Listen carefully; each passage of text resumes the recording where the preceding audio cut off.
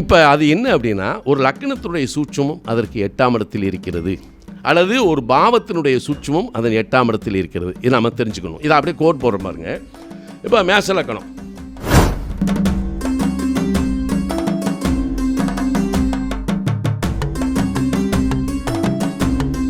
பார்ப்போம். இப்போ 6ஆம் இடம் இருக்குது.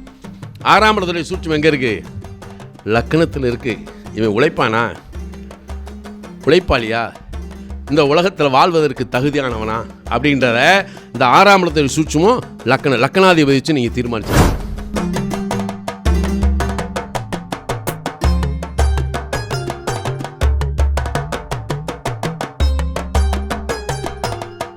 ஐயா வந்து இன்றைக்கி பொன்னையா சாமிகளுடைய ஸ்பீச்சும் அதே மாதிரி தான் ஐயாவோட ஸ்பீச்சு. அவர்கிட்டையும் நம்ம வந்து நிறைய இன்றைக்கி வேலை வாங்கிக்கணும். ஏன்னா வேலை வாங்கிக்கணும் அப்படின்னோம்னா இவங்கெல்லாம் கிடைச்ச ஒரு நம்மளுக்கெல்லாம் ஜோதிடத்துக்கு கிடைத்த ஒரு பொக்கிஷங்கள். அப்போ நம்ம எந்த அளவுக்கு அவங்ககிட்ட கேள்வி கேட்குறோமோ அந்த அளவுக்கு சில விஷயங்களை நம்ம வந்து இந்த மாதிரி இடத்துலலாம் நம்ம கேட்டுக்கலாம். நம்ம அடுத்தது வந்து பார்த்திங்கன்னா இன்றைக்கி சிறப்பு அழைப்பாளர் பொன்னையா சுவாமிகள் ஐயா அவர்கள் வந்திருக்காங்க. அவர் வந்து ஒரு அருமையான டாபிக், இந்த காலப்புருஷ தத்துவம் அப்படிங்கக்கூடியது எல்லாத்துக்குமே தெரியும். அதில் தான் நம்ம இன்றைக்கி பேச வந்திருக்காரு. ஐயா அவர்களுக்கு ஒரு சிறிய ஒரு மரியாதை நிமித்தம் செய்த பிறகு ஐயாவோட உரையை ஆற்றுமாறு நம்ம அன்போடு கேட்டுக்கொள்கிறோம்.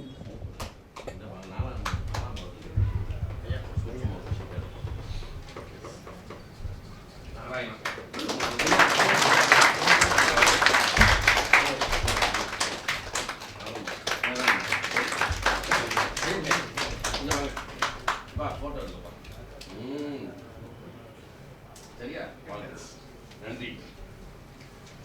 பேசலாமா?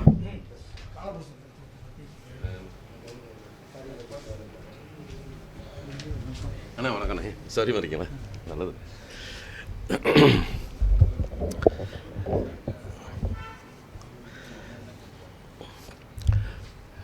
எல்லாம் வல்ல இறைவனின் பேரருளால் வல்லான் வகுத்த வழிக்கொப்ப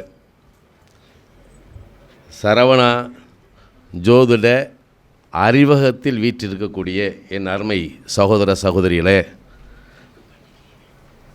இந்த விழாவை மிக சிறப்பாக ஏற்பாடு செய்து நடத்தி கொண்டிருக்கக்கூடிய பாராட்டுக்குரிய சகோதரர் பரணி பாரதி அவர்களே, விழா என்ற உடனேயே ஜோதிடத்தில் இன்றைக்கி ஒரு விழா அப்படின்னா அதற்கு அந்த மணிமகுடத்தில் ஒரு நல்ல வைரக்கல்லாக திகழ்கின்ற என் அருமை சகோதரர் தங்கப்பாண்டியன் அவர்களே,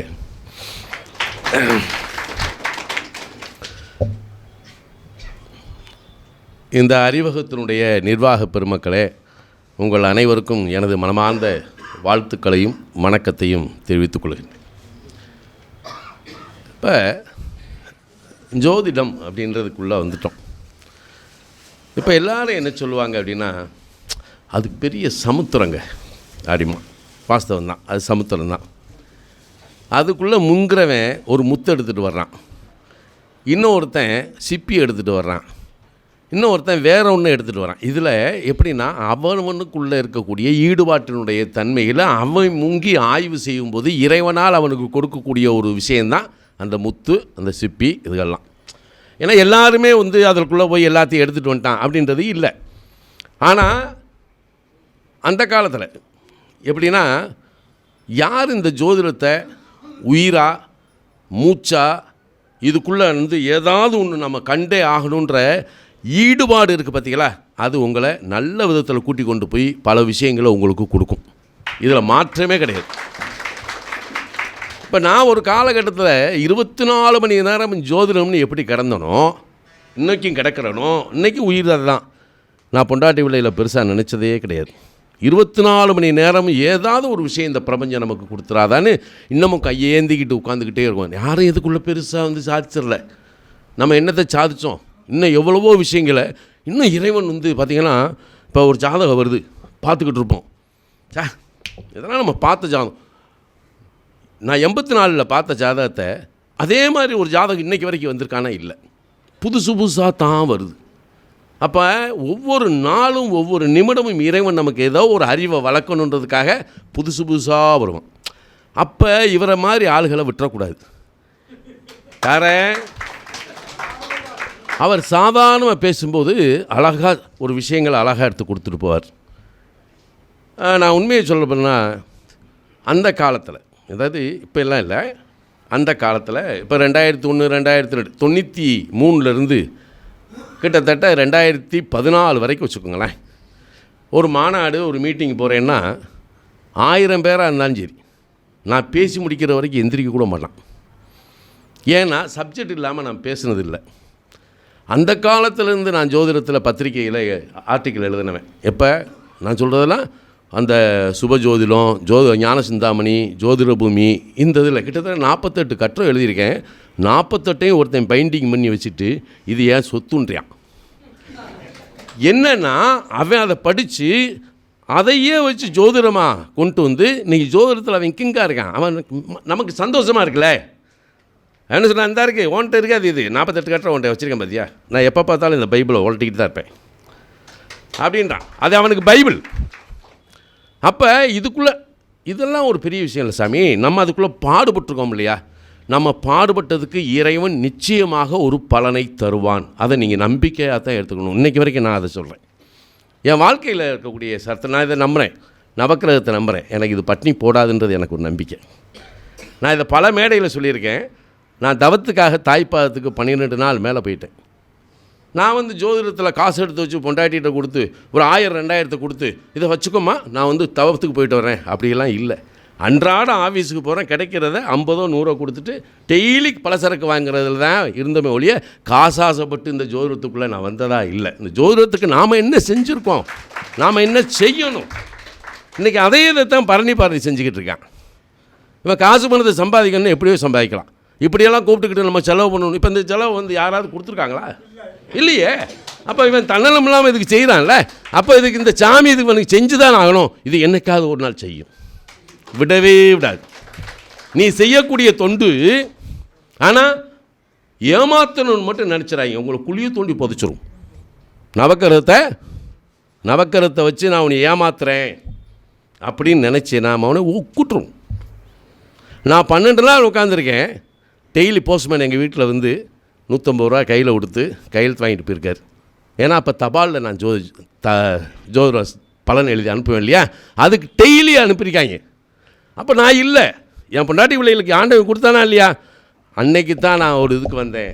இந்த ஜோதிடம் நம்மளை என்றைக்கும் பட்டிப்படாது. இப்படி ஒரு நம்பிக்கையாக நீங்கள் ஜோதிடத்துக்குள்ளே வாங்க.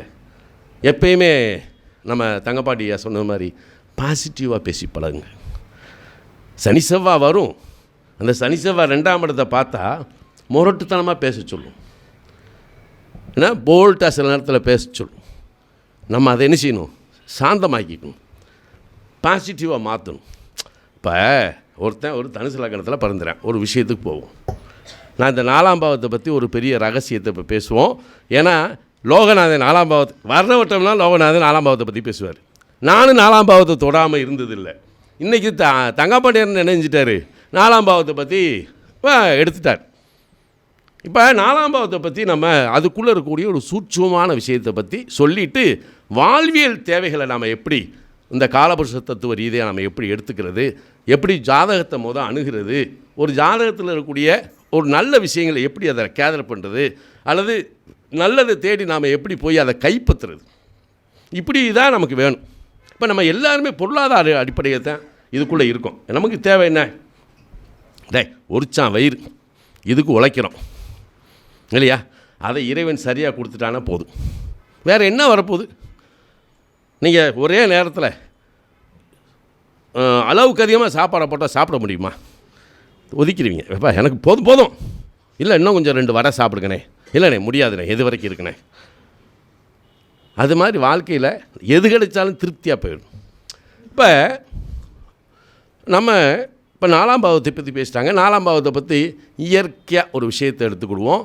இதில் இன்னர் டாபிக் அப்படின்னு ஒன்று இருக்குது. இந்த 8ஆம் இடத்தை பற்றி நம்ம நல்லா தெரிஞ்சுக்கிடும். ஏன்னா 8ஆம் இடத்தை பற்றி ஒரு சின்ன விஷயந்தான். நீங்கள் அந்த காலத்தில் ஜோசியர்கிட்ட போனீங்கன்னா ஜாதகத்தை விரிச்ச உடனே என்ன செய்வார்னா, சாமி ஐயா உங்களுக்கு ஆயுள் பலன் தீர்க்கும் பாங்க. ஃபஸ்ட்டு எடுத்தோன்னு என்ன சொல்லுவான், ஆயுள் பலன் தீர்க்கும். இப்போ நாம் இங்கே ஒரு உணர்நிலைக்கு வரணும். இவர் லக்கணத்தை பார்த்து சொன்னாரா, ராசியை பார்த்து சொன்னாரா, அப்படின்னு தெரியும் இல்லையா? இல்லை. லக்கணத்துக்கு 8ஆம் இடம் சரியாக இருக்கா? இப்போ அது என்ன அப்படின்னா, ஒரு லக்கணத்தினுடைய சூட்சமும் அதற்கு 8ஆம் இடத்தில் இருக்கிறது, அல்லது ஒரு பாவத்தினுடைய சூட்சமும் அதன் 8ஆம் இடத்தில் இருக்கிறது. இது நம்ம தெரிஞ்சுக்கணும். இதை அப்படியே கோட் போடுற பாருங்க. இப்போ மேச லக்கணம். இப்போ லக்கணம், இந்த லக்கண உதயம் எப்படி ஆகுது, இந்த லக்கணம் எப்படி பிறந்தது அப்படின்னு வேணும்ல. இப்போ நம்ம பிறந்திருக்கோம்ல, நமக்கு ஒரு அப்பா அம்மா இருக்க போய் தானே பிறந்தோம். அப்பா அம்மா இல்லாமல் யாரும் பிறந்தாங்களா? ஆனாலப்பட்ட வள்ளலாரே என்னஞ்சார், ஒரு தாய் தந்தைக்கு பிறந்தவர் தானே, யாராக இருந்தாலும். இல்லை கர்ணன் மாதிரி நான் குந்தி தேவிக்கு வந்து சூரியனுடைய தயவாள் பிறந்தவன் அப்படின்னு சொல்ல முடியுமா? இல்லை. அப்போ இந்த லக்கண உதயம் அப்படின்றதுக்கு ஒரு தகப்பன், அது தனுசு வச்சு கொடுவோம். இந்த தனுசுக்கு 12ஆம் இடம் தான் அவருக்கு அயன சேன போகும் இல்லையா? அப்போ எங்கே வந்துடுது? விருச்சியத்துக்கு வந்துடுதா? சரி, இவருக்கு வந்து அயன சேன போக ஆசை வந்துருச்சு. இது யாருக்கு ஆசை உடன்படணும்? தாயார் உடன்படணும். உடன்படணுமா இல்லையா? அப்போ அது கடகத்துக்கு எத்தனாம் இடம்? 5ஆம் இடம். இப்போ 5-12 தான் உல்லாச சல்லாபம். ஏன்னா இதை நீங்கள் எப்படி எடுத்துக்கிடணும் அப்படின்னா, எந்த ஒரு கிரகம் 5-12 தொடர்பு கொள்கிறதோ அது அவனுக்கு அலற்பருக்கு ஆசையை கொடுத்து ஏதாவது ஒரு வழியில் அவனை கொண்டு போய் செலுத்தும். இப்போ ஒரு சின்ன பையனுக்கு, ஒரு 5 வயசு பையனுக்கு 5-12 வேலை செய்யுது. அவன் பாருங்கள் வீட்டுக்குள்ளே நிற்கவே மாட்டான். சேட்டை சுளித்தனா அப்படி பண்ணிட்டே உட்கார அடி குடித்தாலும் சரி நிற்க மாட்டான். 5-12. ஒரு 12 வயசு பையன் என்ன செய்வான், நான் ஏதாவது ஸ்போர்ட்ஸில் போய் சேர்றேன் அப்படிமா. 5-12 விளையாட்டு. அப்படி போனோன்னு பார்த்தீங்கன்னா ஒரு ப்ரைஸு, ஒரு கப்பு, பாராட்டு வாங்கிட்டு வந்துடுவோம். 5-12 சாதனை. அதே ஒரு 24 வயசு பையலுக்கு வருது, 2 கட்டா வயசு. ஒன்று இந்த பக்கம் போகணும், இல்லை இந்த பக்கம் போகணும். இதில் கிரகங்கள் வந்து என்ன செய்யுதுன்னா, அவனுக்கு செவ்வாய் 5-12 தொடர்பு கொள்ளுது. என்ன செய்யும்னா, அழகாக போவான் ஜிம்மில் போய் இப்படி வந்துருப்பான். ஏன்னா உடற்பயிற்சி, இப்படி நெஞ்சை நிமித்திட்டு வருவான், இப்படி தான் வருவான். ஏன்னா அது உடற்பயிற்சி. ஒரு குரு 5-12க்கு வேலை செய்யுது அப்படின்னா, அவன் ஏதாவது ஒரு சாஸ்திரிகிட்ட போய் நம்மளை மாதிரி அப்படியே இவர் மாதிரி ஒரு ஆசான்கிட்ட போய் உட்காந்து ஐயா அப்படின்னு உட்காந்து மந்திரத்தை உபதேசம் வாங்கி அதில் சித்தி அடையக்கூடிய நிலைக்கு போயிடுவான். எதிரி குரு. புதன் 5-12க்கு வரான். சும்மா இளமையிலேயே கவிதை காவியத்தை எழுதி தள்ளிக்கிட்டே இருப்பான். அவனுக்கு பூராமே அண்டர்ஸ்டாண்ட் என்ன ஆகும், ஒரு உரைநடையை கூட கவிதையாகவே வாசி பழகுவான். அப்போ அந்த எழுத்து, கவிதை, இலக்கியம் இதில் வந்து அவன் ஒரு நல்ல சிறப்புக்கு வந்துடுவான். சரி, சந்திரன் 5-12க்கு வேறு. இந்த சந்திரன் போது தான் நம்ம கொஞ்சம் கவனமாக இருக்கணும். இப்போ சந்திரன் 5-12க்கு அதிகாரம் வாங்கினா அது என்ன சாரத்தில் இருக்குன்னு பார்க்கணுமா இல்லையா? இது ரொம்ப முக்கியம். அப்போ அவன் ஒரு ஜேர்னலிஸ்டாக கூட வரலாம். ஆனால் சனி 5-12க்கு தொடர்பு கொள்ளுதுன்னா அவன் பொது சேவை செஞ்சு அதில் ஒரு புகழ் அடைஞ்சிருவான். 5-12 புகழ் சாதனை. சுக்கிரன் 5-12க்கு அதிகாரம் வாங்குறான். கல்லுக்கு சேலை கட்டினா கூட நின்றுட்டு பார்த்துட்டு போவேன். இங்கே அவன் தான் உல்லாச அவன் தானே காமக்காரன் தானே. அப்போ அவன் புத்தி தானே கொடுப்பான். அவன் என்ன தனியாக கொடுப்பானா? அப்போ 5-12ன்னா அவன்கிட்ட ரொம்ப ஜாக்கிரதையாக இருக்கணும். ஏன்னா உல்லாச சல்லாபத்துக்கு போயிடுவான். இந்த இடத்துல இந்த 5-12 அப்படின்றத நம்ம இப்படி புரிஞ்சுக்கணும். இந்த 5-12 இன்னொரு விதமாக நான் வேறு விதமாகவும் கொண்டு வர்றேன். இப்போ லக்கணத்துக்கு 8ஆம் இடம் அப்படின்ற இந்த விருச்சியத்தில் தகப்பனாருடைய அயனசேன போகம், தாயாருடைய உடன்படுதல் 5-12 இவங்க 2 பேரும் குலைவியாக சேர்ந்து உள்ளுக்குள்ளே கருவறையில் ஒரு குலைவி சேருகிறது. அது கருவறை ரகசியம், இன்னொரு தடவை பேசுவோம், அது பெரிய சப்ஜெக்ட்டு. ஏன்னா அந்த கரு உருவாகிறது.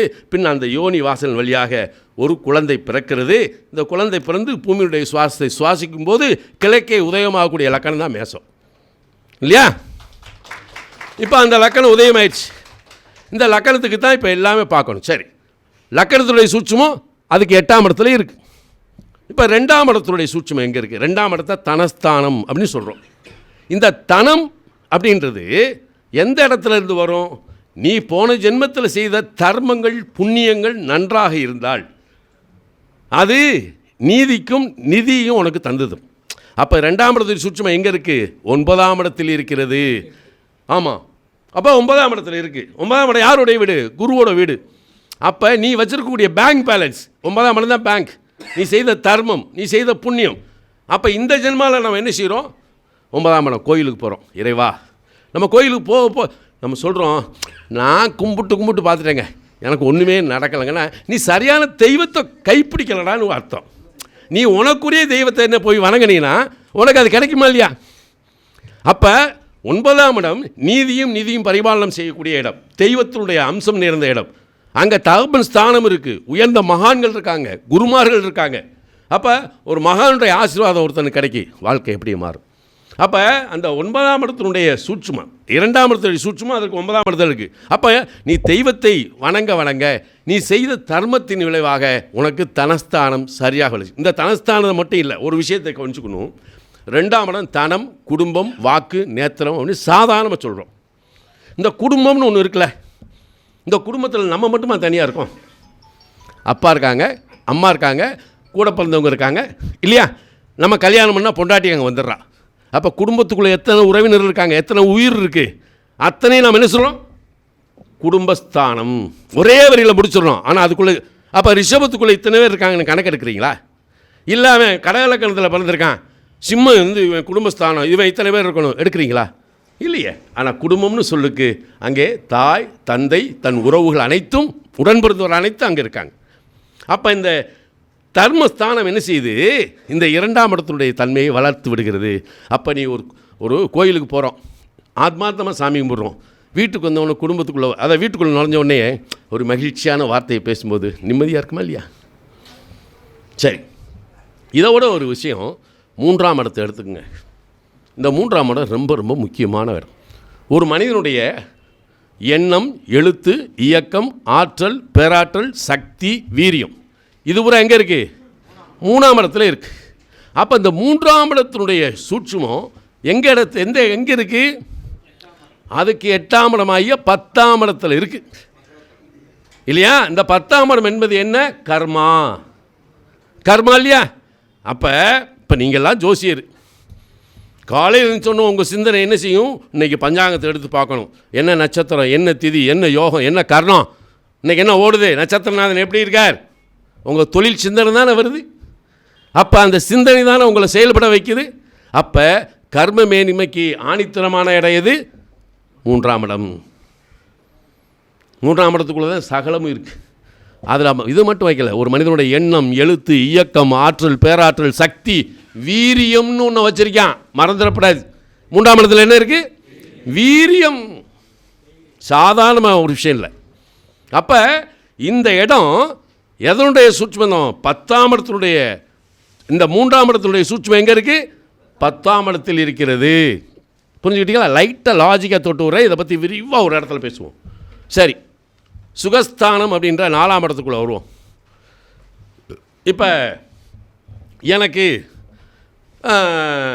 நான் ஒரு இடத்துக்கு போகிறேன், ஒருத்தவங்க வந்து என்னையை பார்க்குறாங்க, ஜாதகம் பார்க்குறாங்க.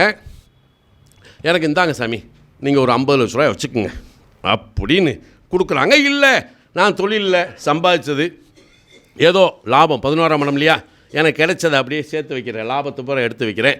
இதை எடுத்து வச்சோன்னு நான் என்ன செய்வேன்? நான் தூக்கி கொண்டு போய் சோலை இந்தாப்பா வச்சுக்கோ அப்படி நான் கொடுக்க போகிறேன். இல்லை பரணி பாரதி இந்தா நீ ஒரு 1 லட்ச ரூபா வச்சுக்கோ. நான் என் சுகமென்மைக்கு தானே செலவழிப்பேன். அப்போ 4ஆம் இடத்துடைய சூட்சுமம் எங்கே இருக்குது? 11ஆம் இடத்துல இருக்குது. உனக்கு காசு வந்தோடனே வண்டி வாங்கணும்னு நினைக்கிறேன், வீடு கட்டணும்னு நினைக்கிறேன், என்ன சுகபோகத்தை விருத்தி பண்ணணுன்னு தான் நினைக்கிறேன். அப்போ 11ஆம் இடம் வந்து 4ஆம் இடத்துடைய சூட்சுமம். சரி, நல்லா இதை பேசிக்காக நல்லா புரிஞ்சுக்கிட்டிங்கன்னா நீங்கள் மிகப்பெரிய கெட்டிக்காரன். ஒரு கிரகத்தினுடைய செயல்பாட்டை நீங்கள் எடுத்து ஆய்வு பண்ணிங்கன்னா இதுக்குள்ளே 1008 விஷயங்கள் இருக்குது. நான் என்ன சொல்ல வரேன்னா, இப்போ 5ஆம் இடம் சிம்மத்துக்கு வர்றோம். சிம்மம் வந்து 5ஆம் இடம். இங்கே தான் பூர்வ புண்ணியம்னு இருக்குது. உங்கள் தாத்தன் எப்படி இருந்தான், சரி, உன் சந்ததி விருத்தி அங்கே தான் இருக்குது, குழந்தை. இப்போ பூர்வ புண்ணியத்தையும் புத்திரஸ்தானத்தையும் இந்த இடத்துல வச்சுக்கிடுவோம். அதுக்கு தான் அதில் இருக்குது, அதாவது 64 கலைகள் இருக்குது, சங்கீதம் இருக்குது, நாட்டியம் இருக்குது, புகழ் இருக்குது, கௌரவம் இருக்குது, ஆசை இருக்குது, காதல் இருக்குது, எல்லா கத்திரிக்காவும் அங்கே தான் இருக்குது, 5ஆம் இடத்துல தான் இருக்குது. இந்த 5ஆம் இடம் மட்டும் ஒழுங்காக இருந்தால் செய். அவன் பார்க்க நல்லா அழகாக இருப்பான், ஆனால் எந்த ஒரு வேலையும் செய்ய மாட்டான். ஏன்னா மற்றவங்களை ஏவ விட்டு அதில் அப்படியே ராஜபோகமாக இருக்கிறது தான் 5ஆம் இடம். அவன் செஞ்ச புண்ணியம் போன ஜென்மத்தில், அதுக்காக நம்ம அவனை குறை சொல்லப்படாது. 5ஆம் இடம் என்னது? ஆமாம், 5ஆம் பாவம் நன்றாக இருந்தால் படம் எடுக்கும் பாம்பு கூட உன்னைய பார்த்து விளைப்போம். எவ்வளோ அழகாக சொல்லியிருக்கான். ஆனால் அந்த 5ஆம் இடத்துடைய சூட்சுமம் எங்கே இருக்குன்னா, அதுக்கு 8ஆம் இடம் இருக்கு இல்லையா, 12ஆம் இடம். மீனத்தில் யார் உச்சம்? சுக்கிர உச்சம் இல்லையா, அது குருவோட வீடு. ஏன்னா அயன சேன போகம் அப்படின்னு சொல்கிறோம். கல்யாணம் முடிச்சாச்சுன்னா அந்த 12ஆம் இடத்துல அயன சேன போகம் இல்லைன்னா உனக்கு எப்படா குழந்தை பிறக்கும்? இப்போ குழந்தை பிறக்கிறதுக்கு இவன் போவான், அஞ்சாம் இடத்துல நல்லா இருக்கார், பஞ்சாமாதிபதி சூப்பராக இருக்கார், லக்னாதிபதி நல்லா இருக்கார், ஏன் குழந்தை பிறக்கலை அப்படிம்பான். 5ஆம் இடம் நல்லா இருந்தால் குழந்தை பிறந்துருமா? 12ஆம் இடம் நல்லா இருக்கணுமே. அந்த 12ஆம் இடம் நல்லா இருக்கணும்னா அந்த அயனசேன போகத்தை கொடுக்குறதுக்கு முன்னாடி 3ஆம் இடம்ன்ற வீரியஸ்தானம் நல்லா இருக்கணும். கல்யாணத்துக்கு போனோன்னா சப்தமஸ்தானத்தை போய் நோண்டிக்கிட்டே இருப்போம். கல்யாணம் இப்போ 7ஆம் பாவதி நல்லா இருக்கார், 7ஆம் பாவத்தை குரு பார்க்குறாரு, அப்புறம் ஏன் கல்யாணம் நடக்கலை? 3 கெட்டு போச்சுனால உனக்கு எப்படா கல்யாணம் நடக்கும்? நீங்கள் இன்றைக்கி வரைக்கும் நான் ஜாதகத்தில் கல்யாணத்துக்கு மட்டும் என்ன செய்வேன்னா, இதில் ரொம்ப கோளாறாக நான் பார்ப்பேன். எந்த விதமான ஒரு பெண் ஒரு பையன் வீட்டில் போய் கஷ்டப்படக்கூடாது அப்படின்றத நான் ஆணித்தரமாக இருப்பேன். பையன் ஜாதகத்தில் அவனுக்கு 3ஆம் இடமும் 12ஆம் இடமும் நல்லா இருக்கா இருந்தால் அந்த பெண் அவனோடு காலங்காலத்துக்கு காலை கட்டி உட்காந்துருப்பா. நல்லா தெரிஞ்சுங்க, காசு பணத்துக்கு எந்த பெண்ணுமே மரியாதை கொடுத்ததில்லை. கணவனுடைய அன்பும் ஸ்பரிசமும் மட்டும் ஒருத்திக்கு கிடைச்சா போதும், சகலமும் அவளுக்கு அதான் உயிர், அதான் வாழ்க்கை, அதான் உலகம். சரியா? அப்போ இந்த 5ஆம் இடத்துடைய சூட்சுமம் 12ஆம் இடத்துல இருக்குது. சரி, 12ஆம் இடத்துல சனி இருக்குது, செவ்வாய் இருக்குது, ராகு இருக்குது, சில இடத்துல கேது இருக்குது. உடனே கேது உட்காந்து உனக்கு மறுபிறப்பே இல்லாமல் பண்டாரப்பலை, இந்த உலகத்தில் உனக்கு கிடைக்க வேண்டியது கிடைக்கல, இனி போய் உனக்கு மறுபிறப்பு இல்லைன்னு எப்படி சொல்ல முடியும்? என்ன, நான் இதை ஏற்றுக்கிறதே இல்லை. 12ஆம் இடத்து நீ எதுக்குமே லாய்க்கலையாடா. ஆமாம், எதுக்கு 12ஆம் இடத்துல கேது இருந்தால் நீ என்னது? நான் சொல்கிறேன், ஆசையோடு பார்க்கக்கூடிய ஒரு மனைவி இருக்கணும், கொஞ்சம் உலாவதற்கு ஒரு குழந்தை இருக்கணும், இந்த பக்கம் நம்மளை திட்டி திமிர்றதுக்கு ஒரு தாய் இருக்கணும், தந்தை இருக்கணும், நம்மளை எப்பயுமே நமக்கு உறுதுணையாக என்னென்ன வேணும், என்னடா வேணும் அப்படின்னு சொல்லிட்டு ஒரு சகோதரன் வேணும். எதுக்குமே 12 இருக்கக்கூடிய கேது உனக்கு எதுவுமே இல்லையடா. படுத்தாலும் உனக்கு தூக்கம் இல்லை. 12 கேது இருக்க நல்லா தூங்கினவனா ஒருத்தர் சொல்லுவோம் பார்ப்போம். ஆனால் அது விடாதுனே, அது சாயாக்கரை வேற. 12 கேது இருந்தால் குழப்பத்தோடையே படுப்பேன், குழப்பத்தோடையே எதிர்ப்பேன். காலையில் பார்த்தா தூங்கி எழுந்திரிச்சுமா, தூங்கினாலும் அப்படித்தான் இருக்கா, தூங்காட்டாலும் அப்படித்தான் இருக்கா. என்ன அப்போ இந்த 5ஆம் இடத்தினுடைய சூட்சம் எங்கே இருக்குது? 12ஆம். அப்போ 12ஆம் இடம் நல்லா இருக்குன்னா அழகான குழந்தை. இதை பற்றி தான் இன்றைக்கி ஒரு சில விஷயத்தை இந்த 4ஆம் பாவத்தை பற்றி. தேங்க்யூ. இந்த வரை இந்த முடியும்.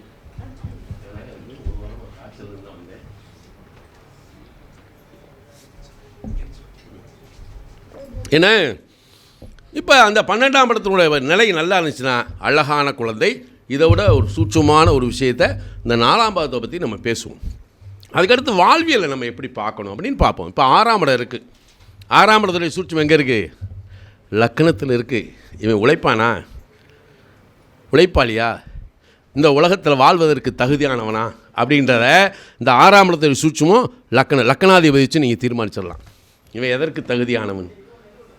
நீங்கள் லக்கணமே பின்னால் லக்கணத்தை 365 நாள் என்னால் பேச முடியும். லக்கணத்தை மட்டும், மற்ற பாவங்களுக்கே போக வேண்டாம், அப்படியே சரமாக தொடுக்கலாம். அதை வச்சு லக்கணத்துக்குள்ளே தான் உங்களுக்கு எல்லா தகுதியும் இருக்குது. நீங்கள் எதற்கு தகுதியானவன்? இவன் பொருள் தேட தகுதியானவனா, ஒரு சுகபோகத்தை உருவாக்குறதுக்கு தகுதியானவனா, குழந்தை பெற்றுக்கொள்ளக்கூடிய தகுதி இருக்கா, கல்யாணம் பெற்றுக்கொள்ள தகுதி இருக்கா, இவன் எவ்வளோ ஆயுள் காலம் இருப்பான்றதை அந்த லக்கணம் தானே தீர்மானிக்குது. அப்போ லக்கணம்ன்ற அந்த அணுவிலும் அனுமான புள்ளி தீர்மானிக்கக்கூடியதான் விதி. அதுக்கப்புறம் சந்திரனுடைய ஓட்டத்தில் எந்தெந்த காலத்தில் எந்தெந்த தசாபத்தில் உனக்கு என்னென்ன கிடைக்கும், லக்கணம் என்ன அதிகாரம் பெற்றதோ அதை பெறுவதற்குண்டான தசாபத்தி வந்தால் தான் உனக்கு கிடைக்கும், இல்லாட்டி இல்லை. அப்போ விதிமதியை அப்படி வச்சுட்டு போயிட்டான். அப்போ 7ஆம் இடம் இருக்குது. எல்லாம் நம்ம 7ஆம் இடத்துல போய் பார்த்துக்கிட்டு இருப்போம். ஆனால் 7ஆம் இடத்துக்கு சூட்சம் எங்கே இருக்குது? 2ஆம் இடத்துல இருக்குது. 2ல் உனக்கு செவ்வாய், இல்லை 2ல் உனக்கு சனி, இல்லை 2ல் குருவே இருக்கட்டும்டா. இந்த 7ஆம் இடத்துக்கு சூட்சம் 2ஆம் இடத்துல இருக்குது. இந்த குடும்பத்துக்கு எப்படிப்பட்ட பெண் வருவாள்? ஏன்னா 2ஆம் இடம் தானே குடும்பம். அப்போ எப்படிப்பட்ட பெண் உனக்கு அமைவாள் அப்படின்றத 2ஆம் இடத்துக்குள்ளே வச்சே சொல்லி போடலாம். 7ஆம் இடத்துக்கு சூட்சம் எங்கே இருக்குது? 2ஆம் இடத்துல இருக்குது. சரி, இதை விட பெரிய விஷயத்தை என்ன சொல்கிறான்? 8க்கு 8ஆம் இடம் 3ஆம் இடம். 8ஆம் இடத்துடைய சூட்சம் எங்கே இருக்குது? 3ஆம் இடத்துல இருக்குது. 3ஆம் இடத்துடைய சூட்சம் எங்கே இருக்குது? 10ஆம் இடத்துல இருக்குது. எப்படி எனக்கு இது பாருங்கள், 3ஆம் பாவம் நீ எவ்வளவு காலம் வாழ்வாய், 8க்கு 8ஆம் இடம். அப்போ ஆயுளுடைய சூட்சுமம் எங்கே இருக்குது? 3ஆம் இடத்துல இருக்குது. அந்த 3ஆம் இடத்துல சூட்சுமம் கர்ம மென்மையில் 10ஆம் இடத்துக்குள்ளே இருக்குது. இதில் தான் நீ என்ன கர்ம வினையை தாங்கி வந்திருக்கின்றதை பறைசாற்றுன்ற வீடு தான் 3ஆம் இடம்.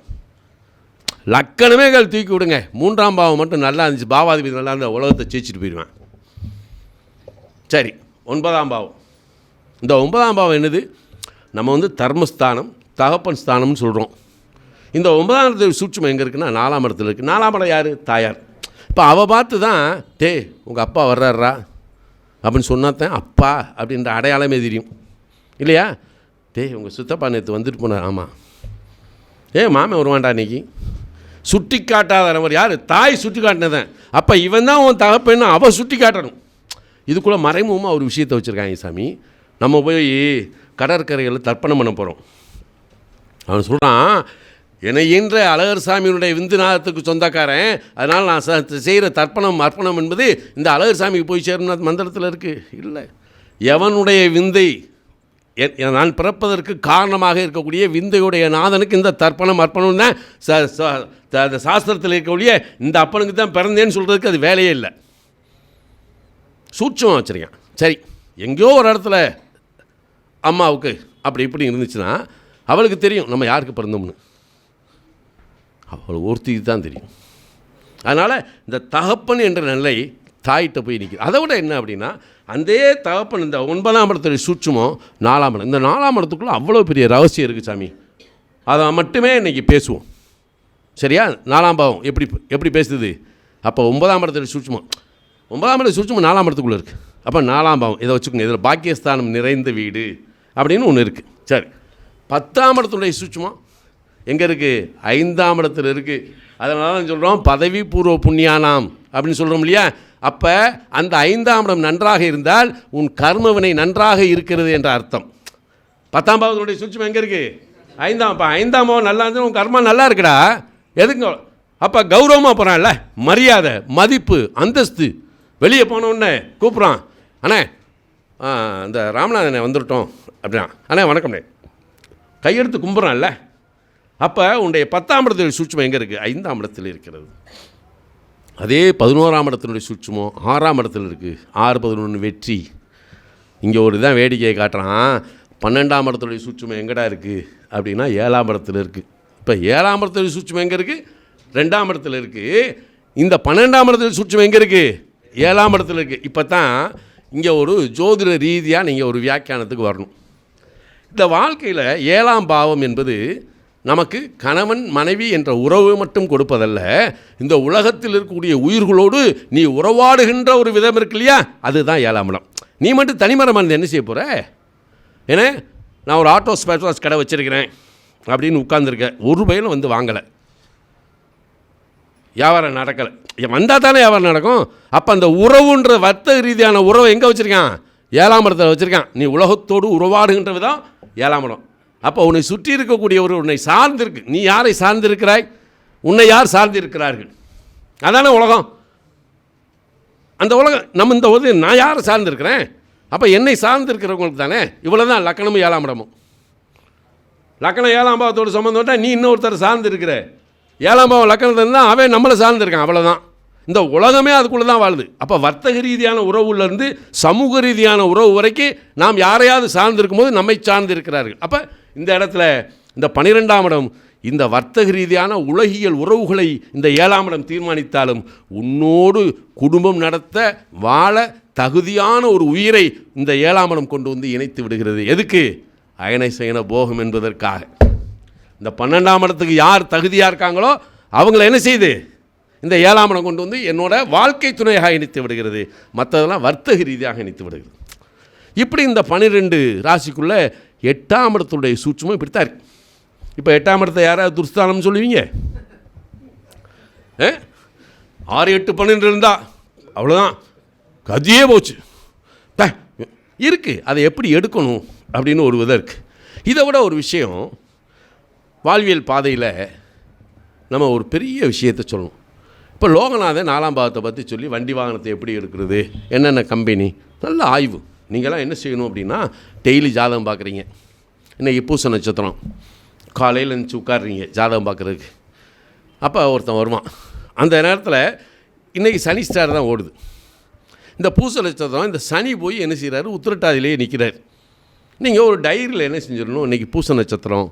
ஒருத்தன் வருவான், தம்பி உன் பேர் என்னப்பா, வடிவேல் அப்படிமா எழுதி வச்சுக்கணும், வடிவேல். அடுத்து கொஞ்ச நேரத்தில் ஒருத்தன் வருவான், தாமரை கண்ணன் அப்படின்னு வருவான், எழுதி வச்சுக்கணும். சரியா, இன்றைக்கி தேதியை போட்டு எழுதி வச்சுக்கணும், தாமரை கண்ணன். சாயங்காலத்துக்கு மேலே வருவான், முத்துகிருஷ்ணன் அப்படிமா. சரி, ஒரு 7 மணிக்கு பார்த்தா சொடலையாண்டி அப்படின்னு வருவான். சரியா, இப்போ இந்த பூச நட்சத்திரத்தை நீங்கள் சந்தித்த நபருடைய பேரப்புறம் எடுத்து வச்சுக்கிறீங்க. நாளைக்கு ஆயிலியம் வருது, இதுக்கு ஒரு இப்படியே ரெக்கார்டிகள் பண்ணிட்டு வரும்போது அடுத்த பூச நட்சத்திரம் வரும்போது இந்த பூசத்தை திறந்து வச்சுக்கணும். சரியா, அப்போ இந்த பூசத்தை திறந்து இருக்கும்போது அன்னைக்கு எப்படி பேர்கள்லாம் வருது, எந்த ஊர்லேருந்து வர்றேன், இதெல்லாம் நோட் பண்ணிக்கிட்டே வரணும். இப்படி ப்ராக்டிக்கலாக நீங்கள் எடுத்தீங்கன்னா ஒரு காலகட்டத்தில் வரும்போது, என்னப்பா உங்கள் தாத்தா பேர் முனியசாமியா அப்படி. பயிற்சி தான், பயிற்சி தான். இந்த பயிற்சியை நீங்கள் செஞ்சு பாருங்க, நீங்கள் அழகாக வந்துடுவீங்க, அழகாக வந்துடுவீங்க. ஏன்னா இப்போ கேஷுவலாக இன்றைக்கி காலபுருஷனுக்கு 4ஆம் இடத்துல தான் சந்திரன் இருக்கிறார். இன்றைக்கி எல்லோரும் 4ஆம் பாவம், லோகநாதன்லாம் 4ஆம் பாவத்தை தான் பேசினார். இப்போ அண்ணனும் 4ஆம் பாவத்தை பற்றி பேசினார். ஆனால் 4ஆம் பாவத்துக்குள்ளே இருக்கக்கூடிய ஒரு சூட்சுமம் என்ன, அதை சுகஸ்தானம் அப்படின்னு சொல்லிட்டான்.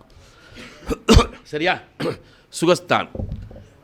இந்த கேஎஸ்கே அப்படின்னு ஒரு மகான், கேஎஸ் கிருஷ்ணமூர்த்தி அப்படின்ற ஒரு அற்புதமான மகான், குருநாதர். என்ன, நான் கேபிஐ தொட்டது 87 தான் தொட்டேன். அதுக்கு முன்னாடி நான் பாரம்பரியத்தில் தான் இருந்தேன்.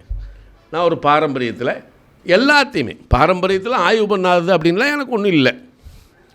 ஒரு ஆய்வை எடுத்து சமர்ப்பிக்கணுமா, ஏதோ மீனாட்சி முனியத்தில் எனக்கு ஒரு தகுதி இருக்கலாம், அவள் கொடுத்த தகுதி தான், நமக்குன்னு ஒன்றும் பெருசாக இதில் இல்லை. ஆனால் கேபியை தொட்டதுக்கு பின்னாடி தான் இதற்குள்ளே இவ்வளோ பெரிய விஷயங்கள் இருக்கா அப்படின்னு சூட்சமமான அறிவுகள், சிந்தனை இதெல்லாம் நமக்கு கிடைச்சது.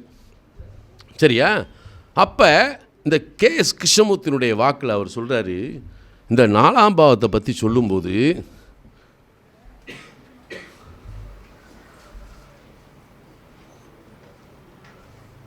என்ன, 4ஆம் பாவத்தை பற்றி சொல்லும்போது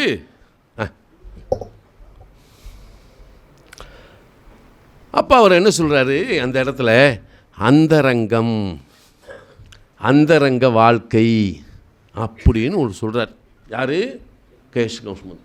4ஆம் பாவத்தில் என்ன நாம் சொல்கிறோம், வீடு, நிலம், வாகனம், சொத்து, சுகம், சுற்றம் எல்லாத்தையும் கொடுக்குறோம், எல்லாத்துக்குள்ளே இருக்குது.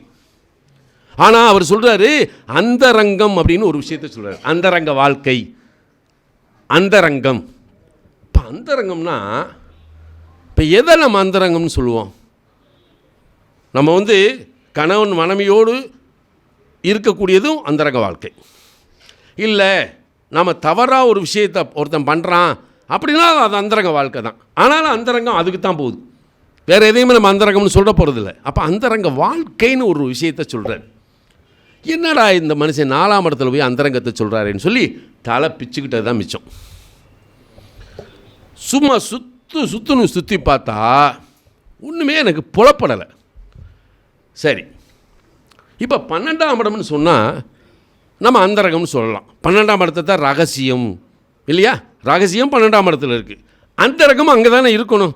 அவரையும் 4ஆம் இடத்துக்கு கொண்டு வர்றாரு. ஆனால் அங்கே தான் 12ஆம் இடத்துல போய் சுக்கிரனை உச்சமாக வச்சுருக்கான், புதனை நீச்சமாக வச்சுருக்கான். அவன் பெட்டில் படுத்தவொடனே அவன் நரம்புகள் இயக்கமாகுதா, அப்படியே படுத்துருப்பேன். சுக்கிரன் அங்கே பக்கத்தில் ஏதாவது இருக்கணும். அது கல்யாணம் ஆனதுக்கு முன்னாடி, கல்யாணத்துக்கு முன்னாடி செஞ்சானே தப்பு தானே. அப்போ அதை என்ன செய்து நல்லா கம்ஃபர்ட் தூங்கணும். அப்பா நல்லா ஒருத்தன் 6 மணி நேரம் தூங்கி இருந்துச்சான்னு சரி, அவன் உடம்பு நல்லா ஆயிருமா இல்லையா? எத்தனை பேர் தூங்குறான், தூக்கம் இல்லாதவன் எத்தனை பேர் இருக்கான், காலேஜ் சொன்ன பேய் பிடிச்ச மாதிரி நிற்பான். என்னடா நைட்டு போன தூக்கம் இல்லைனே, நல்லா தூங்கி எழுந்திரிச்சவன் முகத்தை பாருங்கள், கண்ணு முகம் அப்படியே பளிச்சுன்னு இருக்கும். அந்த அம்மா மாதிரி நல்லா தூங்கி எழுந்திரிச்சிருக்கு. என்ன ஆமாம், காலையில் போய் பரணி பாரதி மீட்டிங்கில் கலந்துக்கிடணும், நல்லா கேட்கணுன்னுக்கா நைட்டு 8 மணிக்கு படுத்து 7 மணிக்கு எழுந்துச்சி வந்துருச்சு. ஆமாம், முகத்தை பார்த்தாலே தெரியுது ராத்திரி எவே நல்லா தூங்கினார் சொல்லாமா இல்லையா? என்ன அப்போ இந்த 12ஆம் இடத்தை என்ன சொல்கிறான், அயனசேன போகம் அப்படின்னு நம்ம சொல்கிறோம். சரி, இந்த அயனசேன போகம் அப்படின்னு எடுத்தோம் அப்படின்னா காரணம் என்ன அப்படின்னா, குழந்தை பேருக்காக நம்ம அந்த அயனசேன போகம்ன்றதும் அயனசேன சுகம்ன்றது வேறு. ஆனால் அயனசேன போகம்ன்றது என்னது, ஒரு குழந்தை பிறப்புக்காக. குழந்தை வேணான்றவே அதுக்கு போக போகிறானா, அவன் சன்னியாசியா இல்லை. அப்போ இந்த குழந்தை பிறப்புக்கு மூல காரணம் 12ஆம் இடம் தான். அந்த குழந்தை பிறப்பினுடைய புத்திரஸ்தானம் எது, 5ஆம் இடம். இப்போ ஒன்றும் இல்லை சாமி, கணவன் மனைவி நம்ம எல்லாம் வெளியில் போகிறோம். இப்போ நம்ம இங்கே வந்துட்டோம், அடுத்து என்ன நிகழ்ச்சி, ஊருக்கு எப்படா போவோம், வீட்டுக்கு எப்படா போகணுன்னு தான் சொல்கிறோம். நீங்கள் எங்கே வேணாலும் போங்க சாமி, சாயங்காலம் நம்மளை என்ன நினைப்போம், வீட்டுக்கு போயிடணும். 4ஆம் பாவம் எங்கே நம்ம போனாலும் சரி, அந்த 4ஆம் பாவத்துக்குள்ளே வந்து அடையிறதை யோசிப்போம். வீட்டுக்கு வந்தோன்னே ரைட், சரி அம்மா இருக்காங்க, ஏம்மா ஒரு காஃபி போட்டு கொடு. மனைவி இருக்காங்க, என்ன பண்ணிக்கிறீங்க, ஒரு சூடாக ஒரு காஃபி போடேன். நைட்டு என்ன டிஃபன், உங்களுக்கு என்ன வேணும், சூடாக இட்லி சுட்டு கூட. இது எங்கே சாப்பிட்றோம், வீட்டில் தானே சாப்பிட்றோம். வீட்டுக்குள்ளே வந்தோடனே தானே இந்த இது பண்ணுறோம். ஹோட்டலில் போய் சாப்பிட்றதெல்லாம் வேறு. வீட்டுக்குள்ளே வந்தோடனே மனைவி கையினால் அம்மா கையினால் எல்லாம் அழகாக சாப்பிடணும். சாப்பிட்டோன்னே என்ன, சோபாவில் உட்காந்து டிவி பார்ப்போம். சுகம் எங்கே கிடைக்குது, அதை சுகஸ்தானமில் வச்சுருக்கேன். நல்லா டிவி போட்டு பார்த்துட்டு அப்படி எதையாவது நல்லா தின்னுக்கிட்டு சவுடாலாக பேசிக்கிட்டு. ஏன்னா இதில் எப்படி வேடிக்கைன்னா, இந்த மேசலக்கணத்துக்காரன் ஒரு வீடு கட்டுறான்னு வைங்க, அவன் வீட்டுக்குள்ளே 4ஆம் இடம் இது கடகம் தானே, குளிர்ச்சியாக இருக்கும் அவன் வீடு. அவன் வீட்டுக்குள்ளே ஃபேனெல்லாம் போட தேவையில்லை, குளிர்ச்சியாக இருக்கும். ஆனால் ரிஷபலக்கணத்துக்காரன் 4ஆம் இடம் இது சிம்மம். இது என்ன செய்யும்னா, அவன் பார்த்தீங்கன்னா அது காலபுருஷனுக்கு 5ஆம் இடம். அந்த ஏரியாலேயே எலிவேஷன் சூப்பராக இருக்கும். வீட்டுக்குள்ளே போனால் ஆர்டிஃபிஷியல், ஒன்றுமே இல்லாதவன் கட்டுற ரிஷபலக்கணக்காரன் வீடு கூட பார்க்குறதுக்கு அழகாக இருக்கும். உள்ளே போனீங்களா லட்சணமாக இருக்கும், அப்படியே ஆர்டிஃபிஷியலாக இருக்கும். ஆனால் அவன் வீட்டுக்குள்ளே ஏசி இல்லாமல் உட்காரவே முடியாது, கண்ணன்னு இருக்கும். அதே மிதுன லக்கணத்துக்காரன் 4ஆம் இடம் என்னது, கன்னி. அது நிலத்தத்துவம், வாழ்கிறதுக்கு நல்லாயிருக்கும். ஆனால் காலபுருஷனுக்கு 6ஆம் இடம். வீட்டுக்குள்ளே போனோடனே ஏதாவது ஒரு வாக்குவாதம் பொண்டாட்டி புருஷனுக்கு நடந்துக்கிட்டே இருக்கும். அதை விட மிதுன லக்கணத்துக்காரன் தான் தாயாரை வீட்டில் வச்சுருந்தானே வைங்க, அந்த அம்மா அடிக்கடி நோய்வாய்ப்பட்டுக்கிட்டே இருக்கும். நான் மிதுன லக்கணத்துக்காரன் வீடு கட்டுறதுக்கு போனான்னா, டே உங்கள் அம்மாவுக்கு மிருத்யுஞ்சய ஹோமம் ஏதாவது பண்ணிடுங்கடா, இல்லை தன்வந்திரி ஹோமம் பண்ணிடுங்கடா, அதுக்கப்புறம் வீட்டை கட்டுங்கடா. நீங்கள் நல்லா டெஸ்ட் பண்ணி பாருங்கள். மிதுன லக்கணத்துக்காரன் வீடு கட்ட போகிறான்னு வைங்களேன், வீடு கட்டும்போதே அவங்க அம்மாக்கால ஆஸ்பத்திரிக்கு போயிடும். புரியுதா? இது வெறும் கட்டத்துக்கு தான். நான் கிரகத்துக்கெல்லாம் வரவே மாட்டேன். கிரகம் எனக்கு தேவையே கிடையாது. அது கிரகமாகவே இருக்கட்டும். கடகலக்கணத்துக்காரன் பாருங்கள், அவன் ஒரு வீடு கட்டுறான். அது 4ஆம் இடம், காலபுருஷனுக்கு 7ஆம் இடம். வீடு கட்டினோடனே தாயாருக்கு மாரகத்தை கூட கொடுக்கலாம், அப்படி ஒரு வீடு. ஆனால் இவனுக்கு சகல சௌபாக்கியங்களும் கூட்டிக்கிட்டே இருக்கும். அந்த இடத்துல தான் கவனிக்கணும், யாருக்கு என்ன தீங்கு அப்படின்னு. அதே சிம்ம லக்கணத்துக்காரன் வீடு கட்ட போகிறான், இங்கே வா, நீ வீடு கட்டுறதுக்கு முன்னாடி வண்டியிலேருந்து கீழே விழுந்து எந்திரிப்ப, இல்லை வீடு கட்டுற வரைக்கும் ஒன்றும் நடக்கலான்னு வீடு கட்டின பின்னாடி சர்வ ஜாக்கிரதையாக இருடா. ஏன்னா அது காலபுருஷனுக்கு 8ஆம் இடம், இவனுக்கு 4ஆம் இடம். சிம்ம லக்கணத்துக்காரன் கீழே விழுகிறான் அப்படின்னா அவன் சொத்து வாங்க போகிறான்னு அர்த்தம். என்ன டெக்னிக் தான், காலபுருஷ தத்துவத்துக்குள்ளே இருக்குது. என்ன நீங்கள் உங்களுக்கு எவனாவது ஒருத்தன் காசு தரணும், யார் ஒருத்தன்ட்ட காசு கொடுத்துட்டீங்க, காசு உங்களுக்கு வேணும். நீங்கள் போய் சிம்ம லக்கணத்துக்காரனை போய் எனக்கு எப்போ காசு வரும்னு கேட்டிங்கன்னா சரி, வெட்டியாக நீங்கள் கடன் வாங்கி சேர்த்து போவீங்க. ஆனால் மகர லக்கணத்துக்காரன்ட்ட போய் ஆனால் இந்த பணம் எனக்கு எப்போனே வரும் அப்படின்னு கேளுங்க, அவன் ஒரு தேதி சொன்னான்னா உங்களுக்கு பணம் வரும். காரணம் என்னென்னா, மகர லக்கணத்துக்கு 2ஆம் இடம், காலபுருஷனுக்கு 11ஆம் இடம். இந்த தனம் வரக்கூடிய வாக்கு அவன்கிட்டருந்து வந்துச்சுன்னா உங்களுக்கு கிடைக்கும். ஜோசியத்தில் இப்படி இருக்குது, புரிஞ்சுக்கணும். என்ன எப்படி வேலை பார்க்குது, புரியுதா நான் சொல்கிறது? அப்போ கன்னியா லக்கணத்துக்காரன் ஒருத்தன் இருக்கான், கல்யாணமே ஆகாமல் இருக்கான் ஒருத்தன். அவன்கிட்ட போய் சார் எனக்கு எப்போ கல்யாணம் நடக்கும்னு சொல்லுங்கள். அவன் குரு கடகத்துக்கு வந்தவனும் கல்யாணம் முடிஞ்சோம்டா அப்படின்னு சொன்னால் நடந்துடும். ஏன்னா 7ஆம் இடம் அவனுக்கு 2ஆம் இடம், வாக்குஸ்தானம். எவன்கிட்ட போய் என்ன கேட்கணும்னு ஒன்று இருக்குல்ல, அதுக்காக ஜோசியம் பார்க்க வர நீ என்ன லக்கணம் கேட்டா வருவியா, அப்படி தெரிஞ்சுக்கிட்டா அவன் ஜோசியல் ஆயிடுவான்ல இல்லையா? ஏன்னா இப்போ தனுசு லக்கணத்துக்காரன் இருக்கான், சார் நான் என்ன தொழில் பண்ணலாம் அப்படின்னு ஒருத்தர் போனானே சரி இந்த தொழில் பண்ணு இந்த காலத்தில் பண்ணு அப்படின்னு சொன்னாலும் சரி அந்த தொழில் பழகும். அதை விட என்னென்னா தனுசிலக்கணத்துக்காரனை போய் ஒரு நிறுவனத்தை திறக்க சொல்கிறீங்க அல்லது ஒரு நிறுவனத்தில் போய் ஒரு நிறுவனத்தை திறக்க சொல்கிறீங்க அப்படின்னா அவன் போய் ரிப்பன் வெட்டுறானா சரி அது காலத்துக்கும் வழியாத அந்த தொழில் வந்து வளர்ச்சி அடைஞ்சிடும். காரணம் 2ஆம் இடம் காலபுருஷனுக்கு 10ஆம் இடம். அதே தனுசிலக்கணத்துக்காரன் போய் ஒரு முத கடை திறந்துக்கிட்டு இருக்கான். ஒரு இட்லி கடை வச்சுருக்கு அந்த அம்மா. ஏக்கா ஒரு 4 இட்லி கட்டுங்க அப்படின்னு சொல்லி அப்படியே ஒரு 30 ரூபாய் எடுத்து கொடுத்துட்டு பார்சல் வாங்கிட்டு வந்திருப்பேன். அந்த அம்மா விடிய வச்சுருக்கும் 12 மணி வரைக்கும். இவன் வாங்கிட்டு வந்திருப்பான். அடுத்த நிமிஷம் அது காலியாகிடும். வேகமாக வியாபாரம் நடந்துடும். ஏன்னா 2ஆம் இடம் காலபுருஷனுக்கு 10ஆம் இடம். இந்த 2ஆம் இடத்தினுடைய வளர்ச்சியை நீங்கள் எப்படி எடுத்துக்கிடணும், ஏன் உங்கள் 2ஆம் இடத்தை எப்படி வளர்க்கணும்? எல்லாருமே ஒரு லக்கணத்தில் தானே பிறந்திருக்கோம். அப்போ இந்த 2ஆம் இடத்தினுடைய வளர்ச்சியை நம்ம எப்படி எடுக்கணும்? சரி, கன்னியா லக்கணத்துக்காரன் ஒருத்தன் வீடு கட்டுறான். காலபுருஷனுக்கு 9ஆம் இடம் இல்லையா? அவன் வீட்டுக்குள்ளே பாருங்கள் பூச்சை ரூமே கோயில் ரூமாக இருக்கும். அவன் வீடே கோயில் ரூமாக இருக்கும். அதை விட என்னென்னா அது காலபுருஷனுக்கு 9ஆம் இடம். கன்னியா லக்கணத்துக்காரன் ஒரு வீட்டில் போய் இருக்கான், ஒரு தெருவில் இருக்கான், ஒரு ஊரில் இருக்கானா அந்த ஊரில் பிரசித்தி பெற்ற கோயில் ஒன்று இருக்கும். மக்களால் வழிபாடு செய்யக்கூடிய மிகச்சிறந்த ஆலயம் ஒன்று அங்கே இருக்கும். அது இல்லாத இடத்துல கன்னியா லக்கணத்துக்காரன் இருக்க மாட்டான். எப்படி பாருங்கள், எப்படி கொண்டு போய் அவனை உட்கார வைக்குது. துலா லக்கணத்துக்காரன் போகிறான். அது என்ன செய்யுது? 4ஆம் இடம் மகரம் இல்லையா? அது 10ஆம் இடம் இல்லையா? அப்போ இவனுக்கு இவன் ஒரு வீடு கட்டுவான் அல்லது வீடு உருவாக்குவான். அந்த இடமே இப்போ சொன்னார்ல நம்ம தங்கப்பாடி என்ன காட் ஆஃப் த சிட்டி அப்படி சொல்கிறால அந்த மாதிரி ஆகிப்போம் துலா லக்கணத்துக்காரன். அப்போ இந்த வீட்டை கட்டினோன்னு பார்த்தீங்கன்னா இவனுக்கு தொழில் வளர்ச்சி நல்லாயிருக்கும். ஒரு வீடு ஒரு பிரயோசனம் எப்படி இருக்குது அப்படின்றத நம்ம பார்க்கணும். விருச்சிக லக்கணத்துக்காரன் வீடு கட்டுறான். 4ஆம் இடம் காற்றாசி. அவன் வீட்டுக்குள்ளே ஒன்றும் ஃபேனே போட தேவையில்லை. இந்த கடக லக்கணத்துக்காரன் வீட்லேயும் சரி ஃபேன் போட தேவையில்லை. விருச்சிக லக்கணத்துக்காரன் பிறக்கிறதுக்கு ஃபேன் போட தேவையில்லை. அப்படியே ஜில்லுன்னு காற்று எப்பயுமே இருக்கும். ஏன்னா காற்றாசி இல்லையா? அது ஒரு ஸ்திர ராசி. இந்த ராசியை பற்றி வேறு மாதிரி பண்ணும். ஆனால் தனுசு லக்கணத்துக்காரன் 4ஆம் இடம் ஜலராசி. அவன் எங்கே போய் வீடு கட்டினாலும் சரி அவனுக்கு வடகிழக்கு மூலையில் சின்ன கம்மாயாவது குளமாவது ஏதாவது இருக்கும். அதே மாதிரி தான் சிம்ம லக்கணத்துக்காரனுக்கு 4ஆம் இடம் விருச்சிகம் இல்லையா? அவன் வீட்டு பக்கத்தில் மேற்கு சைடு ஒன்று கிணறு இருக்கும், கம்மா இருக்கும், குளம் இருக்கும், இல்லாட்டி ரயில்வே தண்டவாளம் இருக்கும், ஸ்டேஷன் இருக்கும். இப்படி நாங்கள் வெறும் கட்டத்துக்கு நீங்கள் எடுக்கக்கூடிய பலன். வெறும் கட்டத்தை தூக்கி நம்ம அடிக்கணும். இங்கே எதுக்குமே போக தேவையில்லை. அப்போ 4ஆம் இடம் கடகம். சரி, இந்த 4ஆம் இடம் என்ன செய்யுது? அந்த இடத்துக்குள்ளே இப்போ 2ஆம் இடம் குடும்பம்னோம். அந்த குடும்பஸ்தானத்துக்குள்ளே அண்ணன் அக்கா தம்பி அப்பா அம்மா எல்லோரும் இருக்கும். ஆனால் அந்த இடம் அவங்க எல்லாருமே எங்கே இருக்கும்? 4ஆம் இடத்துல தானே இருக்கும். ஒரு வீட்டுக்குள்ளே தானே இருக்கும். அப்போ அந்த வீட்டுக்குள்ளே யார் இருக்கா? நம்ம எல்லாமே இருக்கோம். ஆனால் அந்த வீட்டுக்குள்ளே தான் சகலமும் நடக்குது. நீங்கள் ஊர் விட்டு ஊர் போகிறீங்க. இப்போ அவர் இருக்கார். அடுத்த ப்ரோக்ராம் என்னென்னு கேட்டேன். பெரம்பலூர் போகணுச்சு அப்படின்னாரு. போயிட்டு என்ன சரி என்னையாருனாலும் கோயில் படிக்க போயிடுவாரா இல்லையா? வீட்டுக்கு போயிடுவாரா இல்லையா?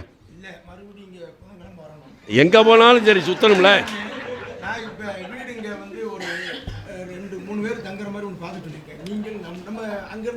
முடியல. கரெக்ட். ஒரு ஆளை போட்டுருவோம். எப்படி இருந்தாலும் அதாவது சொந்த வீடாக வாடகை இருந்தாலும் சரி வீடு பிரச்சனை இல்லை. இப்போ என்னென்னா இவர் கேஎஸ்கே அந்தரங்கம்னு சொல்லிட்டார். இப்போ அந்தரங்கத்துக்கும் இதுக்கு என்னடா சம்மந்தம்னு சொல்லி மண்டை காஞ்சி போய் திரும்பும்போது தான் எனக்கு யோசனை வந்துச்சு. நம்மளும் ஒரு அக்கா தங்கச்சியோட பிறந்தவங்க தானே, நம்மளும் ஒரு தாய் தகப்பனுக்கு பிறந்தவன் தானே, எல்லாமே குடும்ப சூழலில் தானே இருக்கும். உளவியல் ரீதியாக என்ன செய்கிறோம்? இப்போ நம்ம இவ்வளோ தூரம் ஜோசியம் படிக்கிறோம்யா, என்ன சம்பாதிக்கணும்னு ஆசை வருது. யாருக்காக? நம்ம பொண்டாட்டி பிள்ளைகளுக்காக அதானே. வேறு யாருக்காக? நான் சாயங்காலம் ஒரு 10 லட்ச ரூபா வந்து வாங்கிட்டு போயிரு சொல்லுவோமா? அவன்கிட்ட இருந்து பாக்கெட் இருந்து எவ்வளோ வரும்னு தானே பார்ப்போம். இவர் பேசுகிற பேச்சுக்கு அள்ளி கொடுத்துட்டு போயிட்டான். நம்ம பேசுகிற பேச்சுக்கு நான்லாம் ஜாதகம் பார்த்துக்கணுமே கடுப்பாயிட்டேனே சரி புத்தகத்தை எடுத்து மூஞ்சில் எஞ்சிடுவேன். ஏன்ட்ட அடி வாங்குறதுக்குன்னு ஜாதகம் பார்க்க வரோம் ஏன்ட்ட. ஏன்னா கடுப்பாகி போய் சில நேரத்தில் ஏன்னா இவர் என்ன செய்வார்? அது நாசுக்காக பேசுவார். நமக்கு நாசுக்காலாம் பேச தெரியல. Tension party. இப்போ அந்த 4ஆம் பாவத்துக்குள்ளே கணவன் மனைவியாக இருந்தாலும் சரி, இப்போ கணவன் மனைவினா அந்த 4ஆம் இடத்துக்குள்ளே பெட்ரூம்னு வீட்டில் என்ன இருக்குது, ஒரு ஹால் இருக்குது, கிச்சன் ஒன்று இருக்குது, பெட்ரூம் 1க்கு 2 3 வச்சுக்கிறேன். இவனுக்கு மாஸ்டர் பெட்ரூம் சவுத் வெஸ்ட்டில் வச்சுக்கிறேன். பிள்ளைகளுக்கு எல்லாம் மேலே வந்து ஒரு பெட்ரூமை ஒதுக்கிடுறான். வாயு மூலையில் ஒரு பெட்ரூம். ஐயா, வீட்டுக்குள்ளே இத்தனை இருக்கா இல்லையா? ஒரு கிச்சன் இருக்குது, அதில் வந்து டைனிங் 10க்கு 10 வீட்டுக்குள்ளே அக்னி மூலையில் ஒரு அடுப்பு, அதுக்கு பக்கத்தில் வரிசையாக உட்காந்து சாப்பிட்றான். அதுக்கு ஓரத்தில் கன்னி மூலையில் போய் படுக்கிறேன். 10க்கு 10 இருந்தாலும் அப்படி தானே செய்கிறோம். இருக்கிறவன் பெரிய வீடு, இல்லாதவன் குடிச்சைக்குள்ளே அதுதான் நடத்துகிறான். ஆனாலும் அங்கே தானே குடும்பம் நடத்துகிறேன் மனைவியோடு. அப்போ இந்த மனைவியோடு இந்த அயனசேன போகம் என்று சொல்லக்கூடிய அந்த ஆத்மார்த்தமான உறவு, கணவன் மனைவிக்குள்ள உறவு எங்கே நடக்குது? 4ஆம் பாவத்துக்குள்ளே நடக்குது. சத்தமாக சொல்லுங்க. 12ஆம் பாவத்திலே நடக்கு. காலவசனுக்கு 12ஆம் இடம்ன்றது சமுத்திரம். இந்த சமுத்திரம் இது ரெட்டப்பட ராசி. இது ஆண் சமுத்திரம்னு திருச்செந்தூரில் இருக்குது, பெண் சமுத்திரம் வந்து ராமேஸ்வரத்தில் இருக்குது. அதனால் அயனசேன போகம் வச்சுக்கிறவன் ஆண் ராசியில் இருந்தால் நீ திருச்செந்தூர் கடற்கரையில் போய் படுத்துக்கோ, இல்லை நீ ராமேஸ்வரம் கடற்கரை சொல்கிறவன் அப்படியா சொல்கிறோம். அவனே அப்படியே கல்யாணம் முடித்தவொடனே சாந்தி முகூர்த்தத்துக்கு அழகாக பெட்டு அலங்கரிக்கிறான். ஏன்னா எங்கே? வீட்டுக்குள்ளே தானே. இதுன்னு ஒரு விஷயம் இருக்குது. என்னென்னா, சில சமூகத்தார் இந்த சாந்தி முகூர்த்தத்தை என்ன செய்கிறாங்க, அவங்க மண்டபம் பிடிச்சிருக்காங்க இல்லையா, கல்யாணம் நடக்கிற மண்டபம், அதுலேயே சாந்தி முகூர்த்தம் நடத்துகிறவன் வச்சுருக்கான். ஏன்னா இவன் சொல்லுவான், என் வீட்டில் தான் சாந்தி முகூர்த்தம் நடக்கணும், பொண்ணு வீட்டுக்காரன் மாப்பிள்ளை வீட்டு நோ நாங்கள் விட்டு கொடுக்க முடியாது. அப்போ 2 வருஷத்துக்கு முதல்ல மண்டபத்தில் வைடா, என்ன மண்டபத்தில் வை. அது நல்லதா? நல்லா தெரிஞ்சுக்குங்க.